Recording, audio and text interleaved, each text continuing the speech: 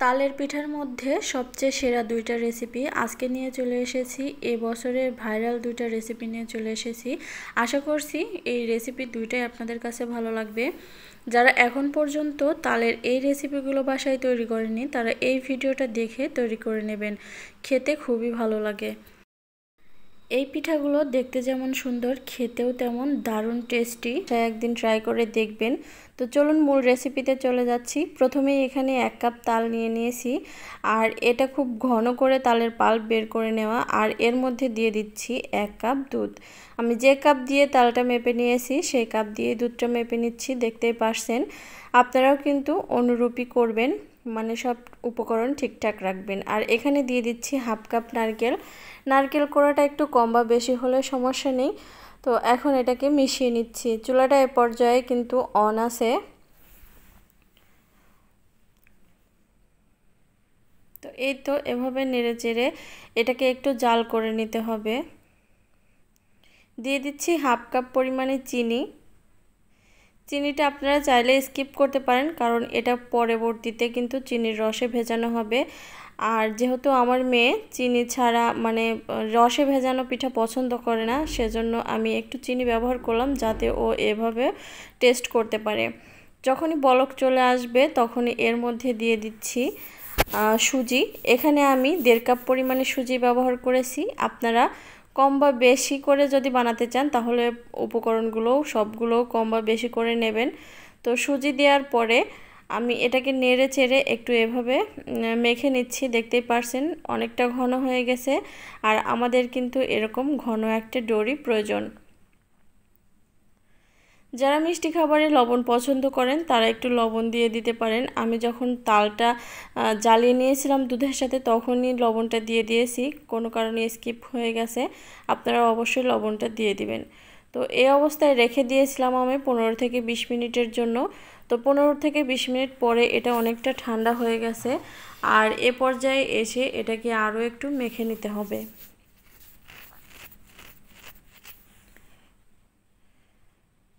যেহেতু ডোটা খুবই আঠালো হয়, হাতে একটু তেল মেখে নিতে পারেন। তো আমি এখন একটু হাতে তেল মেখে নিয়েছি, আর এভাবে একটু ডো নিয়ে একটু রোল করে নিচ্ছি এভাবে।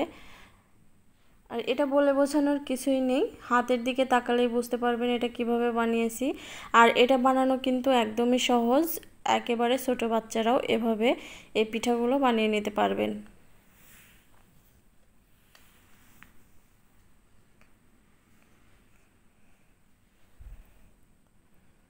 তো একই পদ্ধতিতে সবগুলো আমি এভাবেই তৈরি করে নেব।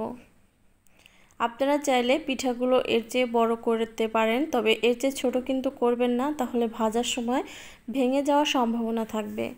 অনেকটা চুষি পিঠার মতো দেখতে, কিন্তু সাইজে একটু বড়।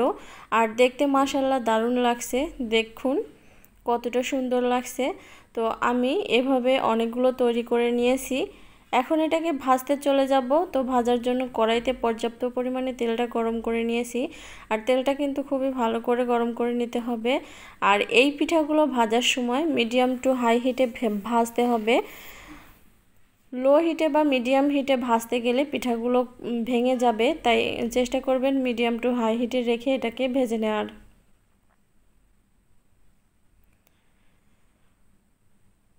এই যে এরকম লাল লাল করে আমি ভেজে নিয়েছি, এখন এটাকে আমি তুলে নিচ্ছি। এটা ভাজতে কিন্তু অনেক সময় লাগে না, জাস্ট 1 থেকে 2 মিনিটের মধ্যে এটা ভাজা হয়ে যায়।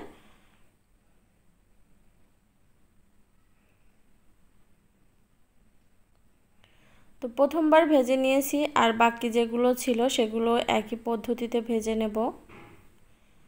আমি আবারও বলছি, চুলার হিটটা কিন্তু মিডিয়াম টু হাই হিটে থাকবে, না হলে পিঠাগুলো ভেঙে যাবে।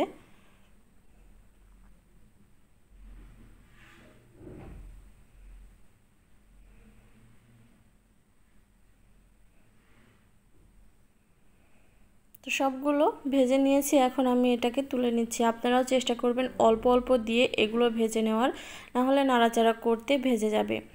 তো আপনারা চাইলে এভাবেও খেতে পারেন, আবার চাইলে এই যে এভাবে চিনির শিরায় ডুবিয়ে খেতে পারেন। এখানে 1 কাপ পরিমাণ চিনির সাথে 1 কাপ পরিমাণ পানি দিয়ে একটু জাল করে নিয়েছি। চিনিটা যখন সম্পূর্ণ গলে যাবে আর এভাবে বলক চলে আসবে তখনই কিন্তু চুলাটা অফ করে দিতে হবে। এখানে বেশি জ্বালিয়ে ঘন করার কোনো প্রয়োজন নেই, চিনির শিরাটা একটু পাতলাই রাখতে হবে। চুলাটা অফ করে দিয়েছি আর ভেজে নেওয়ার পরে এগুলো এরকম হয়েছে। আর আমার বাচ্চারা কিন্তু এরকম খেতে বেশি পছন্দ করে, কারণ ওরা ভেজানো পিঠা পছন্দ করে না। তাই আমি এভাবে ভেজে কয়েকটা রেখে দিয়েছি, কতগুলো অর্ধেক রেখে দিয়েছি আর অর্ধেকটা আমি চিনির শিরায় ভিজিয়ে আপনাদেরকে দেখিয়ে দিচ্ছি। এটা এভাবে গরম শিরার মধ্যে দিয়ে দিতে হবে আর এভাবে ভিজিয়ে 10 থেকে 15 মিনিট রেখে দিতে হবে।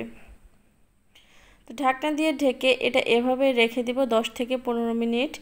আর 15 মিনিট পরে এটাকে আমি সার্ভ করে দিয়েছি। আর দেখে নিশ্চয়ই বুঝতে পারছেন এটা কতটা লোভনীয় হয়েছে। এই পিঠাটা দুই রকম পদ্ধতিতে খেতেই বেশ ভালো লাগে, আপনারা কিন্তু অবশ্যই ট্রাই করে দেখবেন।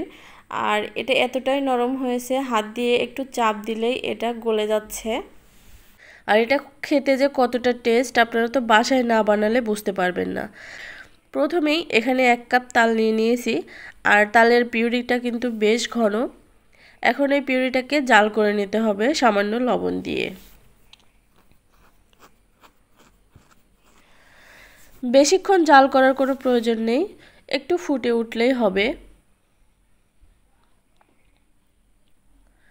সাধারণত আমরা রুটি তৈরি করার জন্য আতপ চালের গুঁড়ি দিয়ে যে কাইটা তৈরি করি সেইভাবেই এই কাইটা তৈরি করে নিতে হবে, কিন্তু এটা পানির পরিবর্তে তাল দিয়ে তৈরি করতে হবে।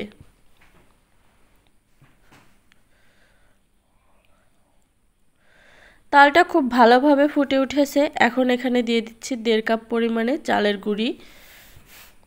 আপনারা এখানে পরিমাণটা কমিয়ে বা বাড়িয়ে নিতে পারেন। তো খুব ভালো করে মেখে নিয়েছি। এখন এটাকে ঢাকনা দিয়ে ঢেকে 5 থেকে 6 মিনিটের জন্য রেখে দিতে হবে।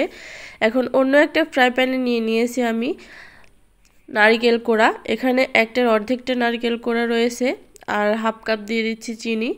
চিনি আর নারকেল কোড়াটাকে নেড়ে চেড়ে চিনির পানিটা যতক্ষণ না গলে শুকিয়ে যায় ততক্ষণ এটাকে নাড়তে চাড়তে হবে।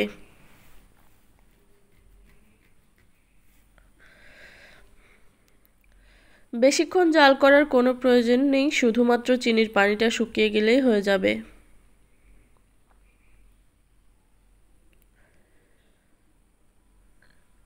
নারিকেলের পুর দিয়ে এই পিঠাটা খেতে যে এতটাই মজা, আপনারা তালের সিজন থাকতে থাকতে অবশ্যই কিন্তু বাসায় একবার হলেও ট্রাই করে দেখবেন। আমার মনে হয় অল্প করে প্রথমে বানিয়ে দেখবেন, যদি ভালো লাগে তাহলে কিন্তু আমাকে কমেন্ট বক্সে এসে জানিয়ে যাবেন যে আপনাদের কাছে কেমন লেগেছে। তো নারকেলের পুরটা আমার তৈরি করা হয়ে গেছে। এখন যে আটাটার কাই করে রেখেছিলাম সেটা গরম থাকা অবস্থায় একটু মথে নিয়েছিলাম, কারণ ঠান্ডা হয়ে গেলে এটা গুটলি বেঁধে যায়। তো অফ ক্যামেরায় আমি মথে নিয়েছিলাম, আপনারাও মথে নেবেন গরম থাকা অবস্থায়, না হলে গুটলি বেঁধে যাবে, পিঠাগুলো একদম পারফেক্ট হবে না। তো আমি আরও একটু ভালো করে মথে নিচ্ছি এটাকে।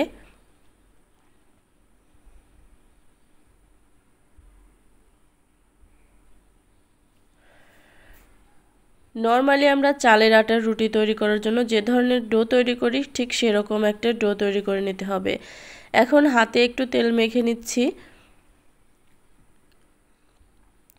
তারপর এভাবে কয়েকটা ভাগে ভাগ করে নিচ্ছি যাতে করে প্রত্যেকটা পিঠা সমপরিমাণে হয়, মানে সমান হয়।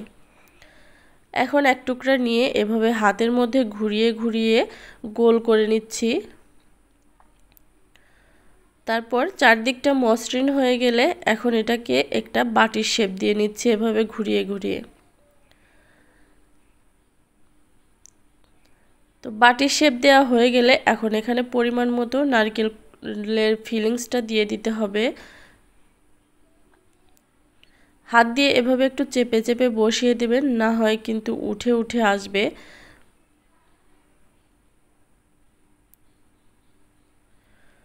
আর একটু হাতের সাহায্যে গোল করে মসৃণ করে নিচ্ছি আমি। তারপর এই যে উপরের দিকে একটা রসুন অথবা পেঁয়াজের মতো একটা শেপ দিয়ে নেবেন। এই যে শেপটা দিয়ে দিয়েছি আর দেখতে পারছেন এটা দেখতে কিন্তু খুবই সুন্দর লাগছে। এখন এরকম একটা চামচ দিয়ে এভাবে নকশাটা এঁকে নেবেন। এভাবে কিন্তু খুব সহজে কোনো রকম মোল্ড ছাড়াই এটা তৈরি করতে পারবেন। আর এটা দেখতে যে কতটা সুন্দর লাগে সেটা তো আপনারা প্রথমেই দেখে এসেছেন।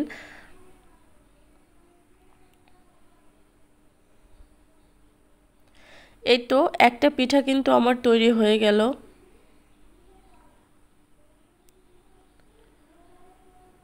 তো আমি আপনাদের বোঝানোর সুবিধার্থে আরও একটা পিঠা তৈরি করে দেখিয়ে দিচ্ছি। পিঠাটা কিভাবে তৈরি করছি সেটা আপনারা কিন্তু হাতের দিকে তাকালেই বুঝতে পারবেন।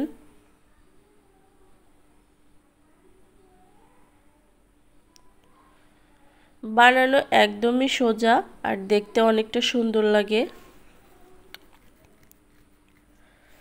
নর্মালি আমরা পুলি পিঠাটা তৈরি করি, তবে পুলি পিঠাটা ওইরকমভাবে একঘেয়েমি করে না তৈরি করে এভাবে একদিন ট্রাই করে দেখতে পারেন। এতে করে মেহমানদারিতেও সবাই আপনার প্রশংসা করবে আর বাচ্চারা তো খেতে ভীষণ ভালোবাসবে।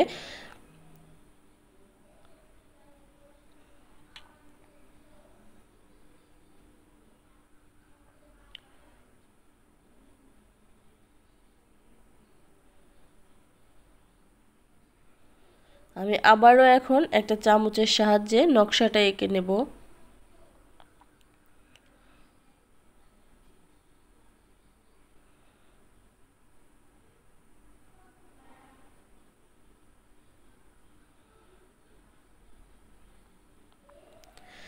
এই তো আমার কিন্তু পিঠাগুলো সবগুলোই এরকম করে তৈরি করে নিয়েছি। আর সবগুলো পিঠা যখন এভাবে তৈরি করে নেবেন দেখতে মাশাআল্লাহ দারুণ লাগবে।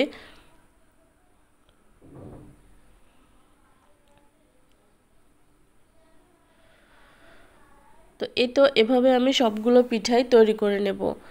তো তৈরি করা হয়ে গেছে, এখন এটাকে এক সাইডে রেখে দিয়ে আমি এটাকে স্টিম করে নেওয়ার জন্য রেডি করে নিচ্ছি। একটা ফ্রাই প্যানে আমি পানি গরম বসিয়ে দিয়েছি আর এখানে একটা চালনি নিয়ে নিয়েছি। এইভাবে আপনাদের কাছে যদি চালনিটা না থাকে সেক্ষেত্রে রাইস কুকারের যে উপরের ছাঁকনিটা হয় সেটা দিয়েও করে নিতে পারেন। তো চালনি বা ছাঁকনি যাই নেন না কেন একটু ঘি বা তেল ব্রাশ করে নেবেন। তারপরে এই পিঠাগুলো একটু ফাঁকা ফাঁকা করে বসিয়ে দেবেন।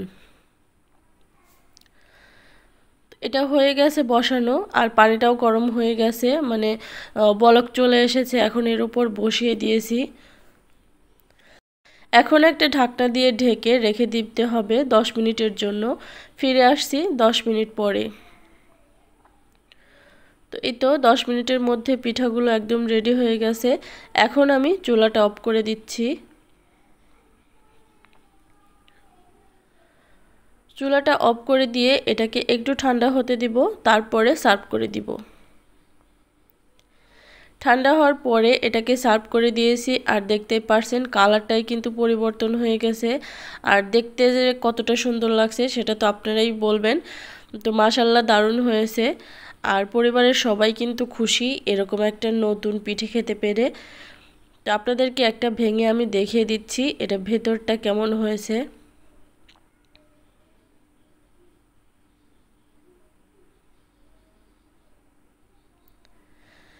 দেখুন পিঠাগুলো দেখতে কিন্তু মাশাআল্লাহ। তো এটা একদম ভেঙে একটা দেখিয়ে দিচ্ছি। আজকের এই রেসিপিটা আপনাদের কাছে কেমন লেগেছে অবশ্যই কমেন্ট করে জানিয়ে দিবেন। ভালো লাগলে ফ্রেন্ডস অ্যান্ড ফ্যামিলিদের সাথে বেশি বেশি করে শেয়ার করে দেবেন। আর আমার চ্যানেলটা সাবস্ক্রাইব করে পাশে থাকা বেল বাটনটা অন করে দেবেন। তো সবাই ভালো থাকবেন। আল্লাহ হাফেজ।